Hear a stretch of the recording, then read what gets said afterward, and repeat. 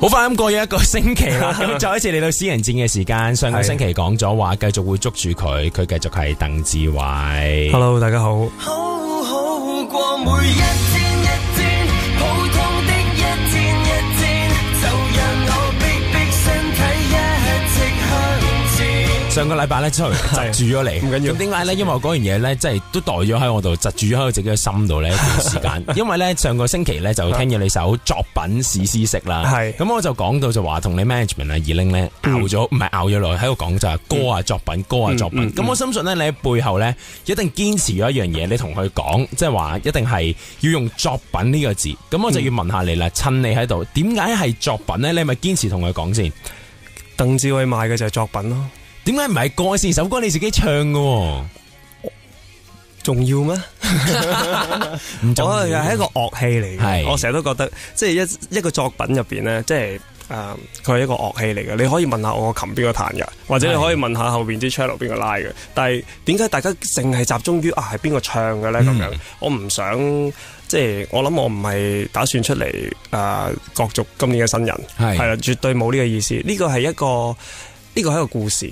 呢個係一個可以話係我自己一個自傳，呢首歌係啊，咁係好多謝填詞嘅林日曦啦。咁佢係點樣咧？佢係睇咗我咁多年嘅微博，喺我寫嘅嘢，跟住佢整合咗。即係我就算佢自己，佢如果佢坐喺度，佢可能佢話我覺得我唔係咁嘅意思，但係我唔理佢啦。即係我理解咗佢就係咁啦。係啦，佢就係睇咗我咁多年嘅微博，跟住佢將我好多好需要講嘅嘢，突然間寫咗呢份詞出嚟。咁我覺得呢件事係要做嘅，係要做嘅。咁喺呢個時候咧，我就撞到阿 Paco 咁樣。咁Paco 就佢話喂，大家喺度傾嘅時候，音樂上有啲咩想做啊？咁我就同佢講，喂，阿 Paco，我一直都好想即係做一首作品，做一首作品。which is 嗰個作品咧就係即係當係紀念下又好，記錄下又好咁樣。咁佢話：你呢個作品有咩要求啊？我話歌我有喺度噶啦，詞我都有埋喺度。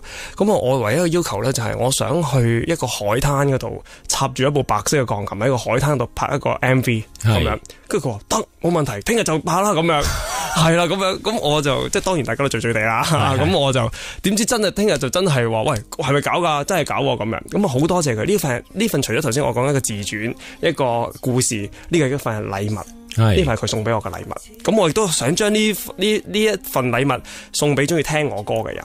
係啊，即係或者聽我作品嘅人，我自己有啲亂啦。係啦，咁聽我作品嘅人咁樣，所以我唔希望大家 focus 佢係究竟邊個去唱或者乜嘢邊個去演繹呢樣嘢，因為喺對我嚟講呢個作品入邊所有參與演繹呢個作品嘅嘢咧，都係同等嘅重要，同等嘅地位。因為我咧第一次我接觸呢首歌咧，好坦白講，雖然我而家會收到一啲唱片公司派俾我嘅歌啦，收到 email 啦，咁我好多時收到最新嘅歌咧，我都係上 KKBox 嘅。咁我喺 KKBox 咧有一日咧就即係一啲最新叫 new release 啦，我就見到鄧志偉，咁我就出咗，咦出翻嚟喎！咁嗰時我就仲未知未做。應該我未知你有公司嘅，嗰時我 click 入去，咁我就話，咦，即係鄧志偉作曲，跟住林日曦填詞，跟住我就諗住你係有個作品集咁樣咧，即係做一系列嘅，即係學你話齋一系列嘅作品。咁你間公司咧就係幫可能一個合作性咁幫好多唔同歌手出，咁我就聽啦，幾好聽喎，跟住就揾邊個唱嘅咧，跟住我揾唔到喺 KKBox 揾唔到，我就開始 search 啦，喺 YouTube search 首歌。冇講邊個唱嘅，就係又係寫住作曲填詞。咁咧就我 assume 咗第一下，係咪新歌手咧？你簽咗個而家好興咧，簽個歌手翻嚟，唔講佢係邊個嚟嘅。咁全程就淨係見到你喺度彈琴，你又我如果冇記錯嘅話 MV 你應該冇咪到嘴咧。係啊，即係冇去唱嗰幾句。哇，揾咗好耐，跟住我碌落去下面咧睇啲 comments， 跟住係咪佢自己唱嘅咧？定話應該係啊嘛，唔係啊嘛？跟住我度諗咗好耐，跟住逐之咧去解決到呢個問題。我唔諗啦，咁我純粹咧就一見到你出咗首作品啦，就即刻揾你 contact， 咁就即刻諗住請你上嚟啦。跟住就直至我好 confirm 係咪你唱咧，就真係打俾二玲嘅時候就話真係你唱啦。咁但係有咩驅使到係你要唱呢首歌咧？你可以揾人唱噶。我冇二拎係話咁講咩？唔係啊，唔係啊，佢冇講嘅嘢， OK，即係 OK 我問啊，即係有咩驅使到你唱呢首歌？唔關二拎事，唔係我知，我唔係唔重要啊！邊個唱？唔係重要，唔係個重要之處係點解咧？即係我會覺得啊，原來鄧志偉會啊有一樣嘢可以講。我出嚟做訪問之前咧，我今朝因為我今日放假嘅，咁咧跟住咧我阿媽就問我啦，咁就話喂，你出去你放假翻工？我話係啊，訪問你訪問邊個？鄧志偉。哇，鄧志偉你唔訪問歌手嘅啫咩？我話係啊，佢出咗歌。佢話吓，佢會唱歌嘅咩？咁我諗大家個腦都會有呢一句，佢唔係淨係作曲嘅啫咩？佢會唱歌嘅咩咁？你點解答呢個問題咧？我唔打算解答，其實我同我即係你冇嘅，即係我冇嘅，真係冇。係我亦都冇，我亦都唔會承認啦，亦都唔會，我唔知啊。係啊，搞到我都一個 unknown 嘅人，係一個 unknown 嘅人。我覺得即係我只可以答唔重要啊。大家千祈唔好 focus 喺，我都係嗰句喺呢個作品入邊嘅所有嘅 parties，其實佢都有同等嘅地位、同等嘅位置。因為呢一個特別之處係咩咧？通常我哋播歌啦，即係好似當我上個星期啦，即係你未上嚟，我已經預告咗你會上嚟啦。咁我播你嘅歌嘅時候，我就會話啦，即係作曲嘅係邊個啦，填詞嘅係邊個啦，主唱嘅係邊個？呢個係一個我諗所有 DJ 我哋叫 tag 歌嘅時候會有嘅嘢。咁我覺得呢個創咗一個先河嘅，首歌有人唱。但係永遠就係會講作曲嘅係邊個，填詞係邊個，編曲嘅係邊個，有呢一首嘅作品，但係永遠唔會出咗個。多謝你嘅合作，係咪應該要？好啊，好好。係咪應該要？我心目中就係想係咁樣嘅。咁至於係咪真係所有大家都可以配合到咧？咁我就當然係大家都係估下啦。咁啊，但係就即係我係想咁咯。如果你問我就，喂，如果有一日即係TVB 勁歌金曲，即係見到一首歌幾好，去揾你上去，我諗應該都唔會啦。如果咧，或者有個電視台啦，即係而家都係睇音樂節目，即係話叫你上去，即係而家上去 plug 下歌，唱下 live 啊咁樣。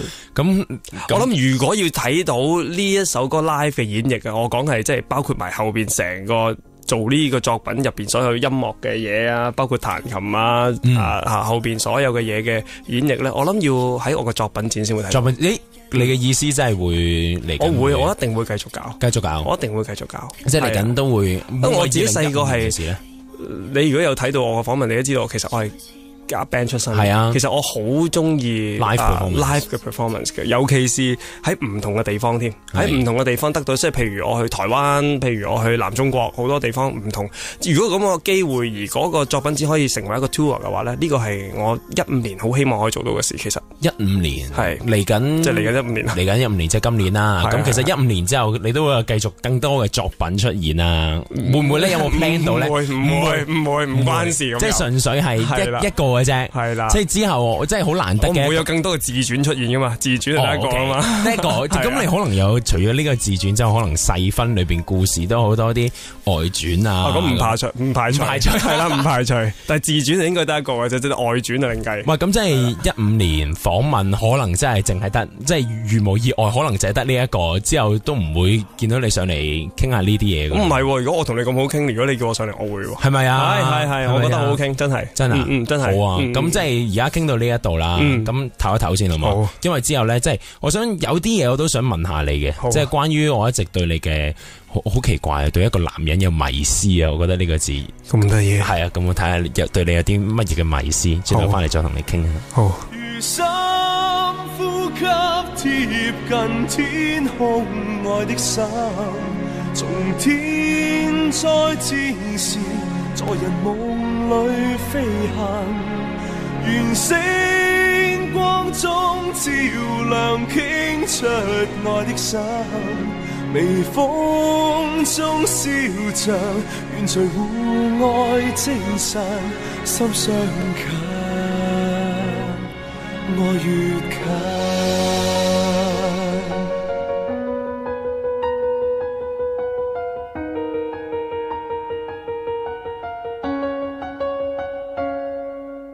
似夢似幻似是人生，雖偶爾挫敗有淚印，有淚與共結伴如今，秒秒更逼真。